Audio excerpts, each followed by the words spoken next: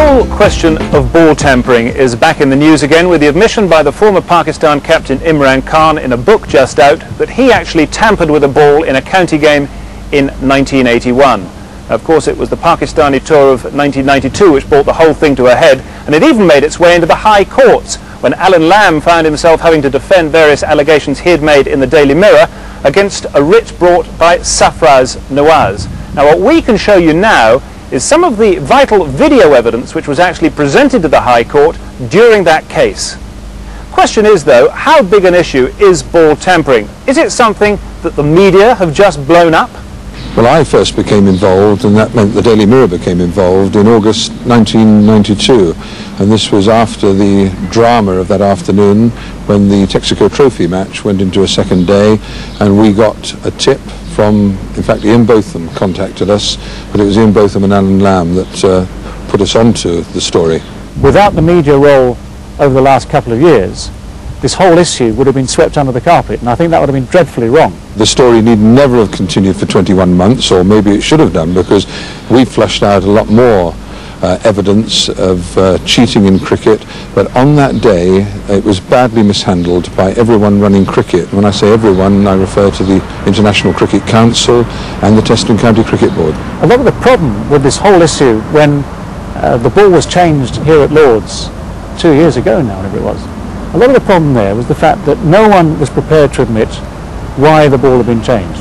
We had to make educated guesses, and by and large those educated guesses were absolutely right because of the circumstances. But because no one actually admitted that, then a lot of money was wasted with taking cases to court. How much money gets spent there? Immense amounts of money. And where does that money go? It goes into lawyers' pockets. That's a complete waste of the system and a waste of money. Now, had we had Lords prepared to admit, the authorities in general prepared to admit that something had happened under that regulation, the ball had been changed, and therefore the Pakistanis had been slapped on the hands as naughty boys, okay, we could accept the situation.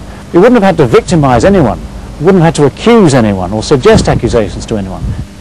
It's extraordinary to me that they haven't taken advantage of looking at the tapes, the footage put together by Chris Cowdrey, the huge amount of evidence that came out in that court case, the most dramatic of which was surely Don Oslier standing in the witness box and saying the ball was changed under law 42.5. Everyone in the world knows that covers changing the condition of the ball, and that means somebody damaged it, maybe one player, maybe more than one player. I don't know why they don't take advantage of looking at that film footage and clear up this whole issue. Oh, steady on.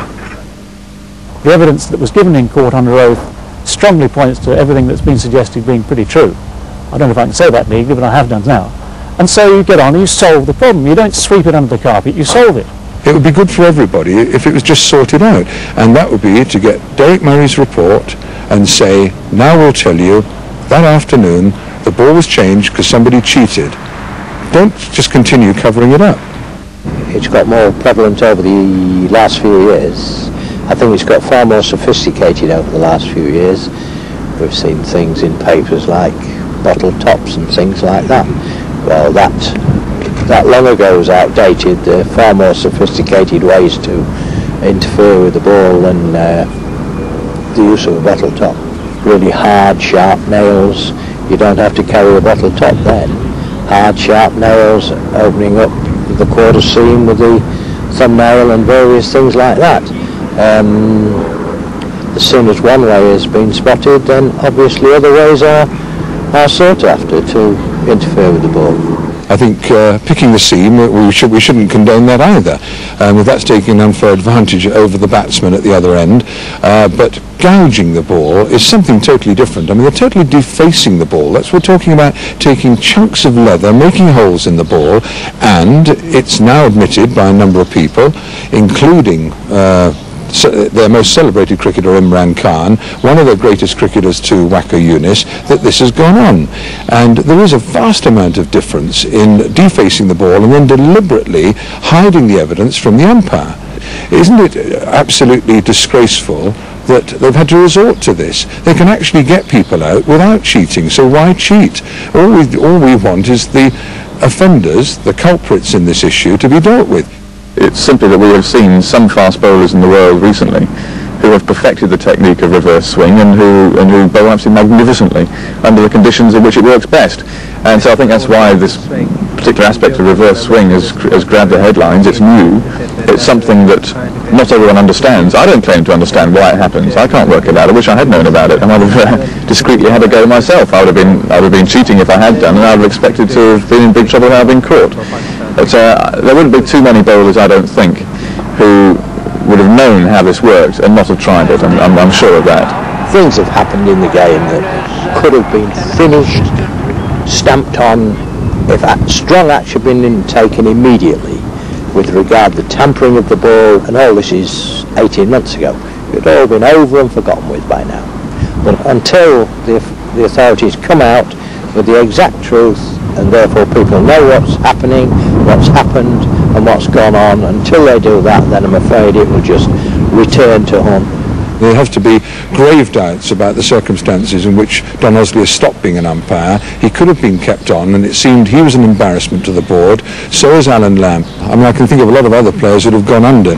What is really sad is his Test career seems to have come to an end, and to be fined £5,000 for what, in the end, was telling the truth was remarkable. If they wanted to put that right, the best thing would be pay the money back to Alan Lamb, or say your fine's forgotten.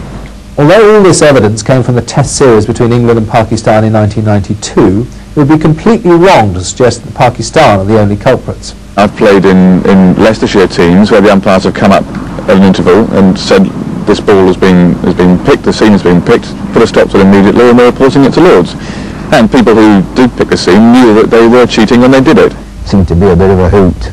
He's done this, he's done that, and he's moved, and he's took 5 wickets, and it would an argument be that they're all at it. Well, that's not strictly true, because the greats would take great exception if you said, Fred Truman, you used to tamper with the ball. Well, when you pick yourself up because he hit you, you could answer the question. Richard Hadley as well. The very, very great bowlers wouldn't need to do anything. Others maybe wanted to make something happen quicker, but it's not new. The umpires now have a system in this country where they inspect the ball at the end of every over, and I think that's perfect. They all know what they're looking for. That's the important thing. There has to obviously be a system of educating all the umpires of the world to look out for this ball scratching technique, and if it's introduced worldwide that the umpire looks at the ball at the end of every over, that should be all it takes.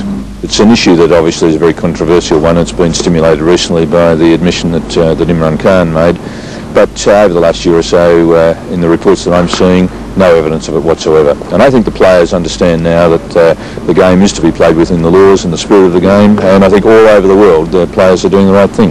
Well, it can't be a dead issue when we've now revealed that it was going on again last year, and only recently Waqar Younis has admitted that he said he has tampered with the ball.